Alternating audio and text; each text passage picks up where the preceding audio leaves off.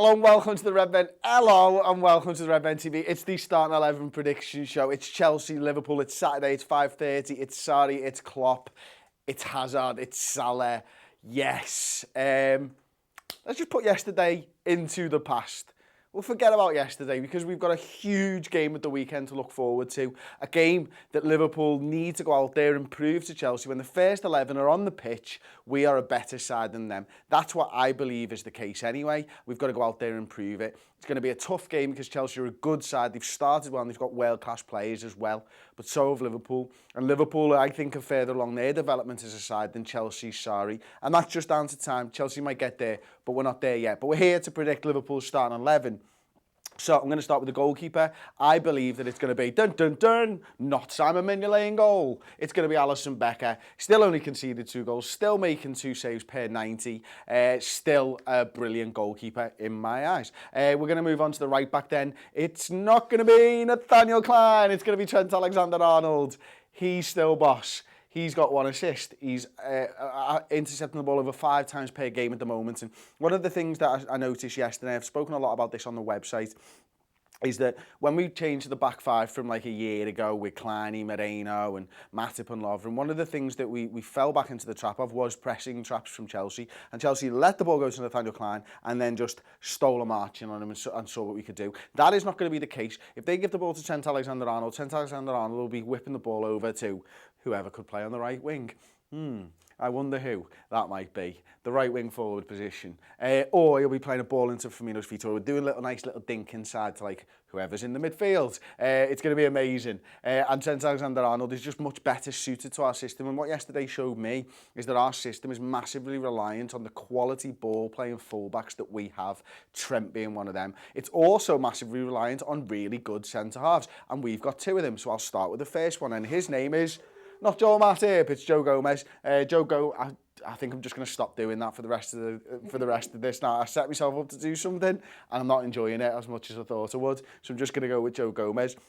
I hope to see him back in the starting lineup. I think Lovren and Matip played okay. You know, Lovren's only real mistake during the game, other than getting a bit too touch tight on Morata at times, which is something that we've seen him do over and over, to be fair, was that early ball from Cesc Fabregas top of him into Morata. But Joe Gomez has looked astounding this season. He's looked like so comfortable, so good, reading the danger really well and getting in people's faces. I've loved to see that from Joe Gomez. One of the reasons he's playing at such a high level is actually his centre-back partner, and that centre-back partner for this game will be Virgil van Dijk if those purple ribs are absolutely fine.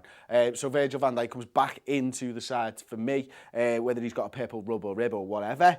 He's back into that side and he is leading that defence. Then on the left-hand side, Andy Robbo. There you go. Look at that bad boy. Or not. Alberto Moreno. Robertson's coming back in. Look how key he is for this. Nearly 90 passes, 87.18 passes per 90. He is key. And I'll tell you what, Moreno was not anywhere near 90 passes in the last game. But this is what we missed. We missed those overlapping runs. We missed those crosses into the danger area. We missed those just lung-busting runs with the ball at his feet. We missed that tenacity in the challenge. We missed that smarts when defending and holding your position and not jumping in. We missed Andy Robertson. And I don't know if I thought I'd ever say that a year and a half ago, but I do. I miss him personally, and the team misses him. So we'll move on to the midfield. I do think it's going to be Jordan Henderson that's going to be given the nod in the number 6 position. Listen, we saw Fabinho was good the other night, but I just feel like Henderson's going to come back into this side. And one of the reasons he's going to come back into the side, because I think this midfield 3, we'll move on to the next one now, is going to be James Milner. Is going to be the next player into this side. I'm going to quickly move on as well to the other part now. I want to talk about all 3 together, and that is Gini Wijnaldum. So Henderson, Milner and Wijnaldum as a 3 make perfect sense to me. We saw Naby Keita play midweek, sound, I'm happy with that. We saw Fabinho play midweek, sound, I'm happy with that. But we saw James Milner get taken off slightly earlier than the others. And that's partly because of the yellow card, I feel. But it's also partly because I think he's a massively important part for this game. And the midfield 3 of Henderson, Wijnaldum, Milner is the midfield 3 that loosely got us to the Champions League, or essentially got us to the Champions League final last season. We've seen them playing games together this season, and they're the engine room of this side. They are one of the reasons, and they're enablers to let our fullbacks go forward and let our front 3 do the lateral movements and the vertical movement and all that jazz to say that they work dead hard for the team and they're really good and they're really underappreciated and they work really well as a centre midfield together. I'll tell you who else works really well together, the front three. And on the right-hand side of that is going to be Mo Salah, who's had 3 goals and 6 appearances in this crisis season in the Premier League for old Mo, who's having over 4 shots per 90. I think that'll be up thereabouts again against Chelsea. And one of the reasons for that is because of his partner on the left-hand side, his partner in crime, Sadio Mane. 6 appearances, 4 goals for Sadio. Yeah, he's been boss. He's been boss. And if he comes up against Azpilicueta again, thought he did well against a very, very good defender in Azpilicueta, probably a borderline world-class defender, maybe, no, do you know what, world-class defender in Azpilicueta. I think Mane is good enough to beat him again like he did the other night. And then up top, Bobby Firmino is going to be coming back into this side. Only 2 goals and 6 appearances for Bobby, but he's got those 2 assists. Got to be careful with them SHs, haven't you? 2.22 shots per 90 and over 11 offensive duels per 90, winning 43%, which is really, really good for a centre forward. Let's have a look at the entire team then. And you can see in goal we've got Alisson Becker, right back Trent Alexander-Arnold, centre backs Gomez, Van Dijk, Robertson left back, Henderson here, Milner here, Wijnaldum here, Salah on the right, Firmino up top, and Mane, which is absolutely brilliant. Tom, have you got a comment to get me going? Leave me your starting 11s in here right now, so I can read some out, please, as well. So, there's quite a few people, as a fella, just to name one of them, basically saying that they... Oh, no, doesn't matter. A lot of people saying that they'd take a draw, and then Advenco says, I would not take a draw, we need revenge. I don't think a draw is a bad result here. I think a draw away at Stamford Bridge is always going to be a good result because Chelsea are a good side, a very good side, and they've got a good tactical manager now. Now's a good time, I think, to play them because it's still early on in the season, and I would guess that Stamford Bridge will be a much harder place to go to towards the end of the season, so I'm actually quite glad that it's now. I'm not glad that we're out of the Carabao Cup, but I'm glad that there's a quick turnaround and that revenge mission, you don't have to wait long for it. I'm glad that these players aren't the players that got beaten the other night because mentally they're not scarred from that defeat. I'm glad that these players will be able to look at it and go, listen, we as a team, as this first team, haven't lost in the Premier League. We haven't lost a game this season. The Carabao 8 changes, you know what I mean? So I don't think a draw is a bad result, but I do think that Liverpool can get the victory. Got another one for me, mate? Yeah, Douglas Mallet says... Or not. You know, Morata... Yes, he's not had a great start to his Chelsea career over the last year or whatever, but still, come on, £90-odd million centre forward.